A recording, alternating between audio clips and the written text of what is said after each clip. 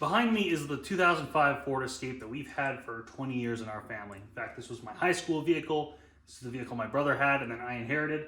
And that sat on the farm for about 10 years. And then I brought it back to life after selling my last vehicle. For $100 and a battery and a $4 fuse, this thing works great after sitting out there for a long time. We have done quite a bit to this over the years, given how many miles we have put on. But the thing I did to fix it as of late was probably the most redneck fix I've ever done. Now this is the power steering to the Escape right here. This is the reservoir, this is the line out here, and then it goes back around, and the main line that pumps it to the actual steering column where the pump is right here. Now this part that's over here, it's flimsy, not sure if I can show that on camera, connects to a very hard part over here. It's made of hard plastic, right here. So my finger is banging on, maybe you can't see that. The thing that's supposed to connect those two together is this, with an additional plastic clamp to connect the flexi hose part to the hard line.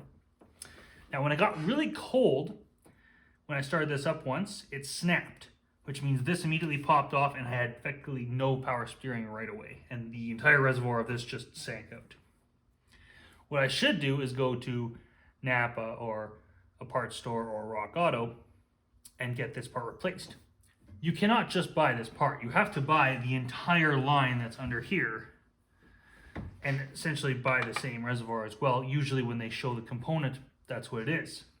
I went to Ford itself, which is the most expensive place you could go to get a part for a vehicle at this point. No one had this component, the entire return line, or even just this. No one had it. So as of right now, I want to show you very carefully how I fix this. Now I apologize for the close-up we're doing here, but just to remind you, this is the component, and I'm going to show you where it goes. So it should go right where you see a whole bunch of Gorilla Tape wrapped on what is a flexi hose. Hope you can see that. That moves. There you go. That is Gorilla Tape. Now under the Gorilla Tape, where this should go, there's the flexi hose connected to a hard line. So what I did is I just put the hose on the hard line instead of using this thing, and put two hose clamps on there, as well as Gorilla Taped over top of all that. So far, that has seemed to hold those two things together. Because the first time I tried to do this fix, I just used one hose clamp over the flexi part of the hose to the hard line, and that wasn't enough. When I fired it back up, it popped off. And bear in mind, it was like -40 when all this was happening. So after doing that, I used two hose clamps and put the tape over it just for fun. And if that ever fails, my solution is to just put the hose over top of the return line, Gorilla Tape that whole thing, and then use the hose clamps externally to cover over top of the hoses and the tape so that they're grabbing onto the tape and the tape will not want to split. That's my plan C if this fails.